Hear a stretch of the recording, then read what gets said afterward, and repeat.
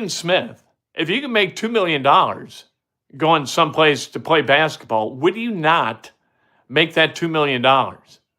Or do you stick with Purdue kind of out of a sense of loyalty to both the university and Matt Painter? What do you do? If you could go to Indiana or you could go to Kentucky for 1.5 or $2 million, would you do it? Given what Purdue has, what its resources for NIL are. It's an interesting question.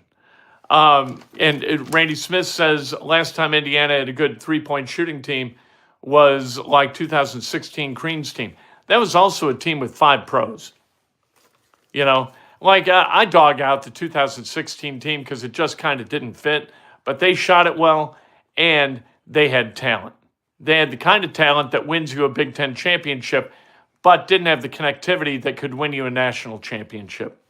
That's the way it goes. And now we kind of scoff at 16 like, we don't need that. We'll see how many pros DeVries can put together and get them to function well together. You need pros. Questions about Indiana basketball. Would it benefit IU to have lesser NIL resources and mean that they got to spend money smarter and not just throw bags at guys and get the guys who pick up the bags? You know what I mean? What you wind up with are a bunch of gluttons who just want money. And then, they play basketball because they're tall. I don't like that. I'd rather go out and get guys who are, you look at Braden Smith play the game of basketball. You can tell he loves basketball. Go find those guys. Go find the lovers of basketball who are going to work themselves, hone themselves into really, really good college players. Will Drew Adams make the kind of difference this time as he did from 2009 to 11 when he was at Indiana the first time?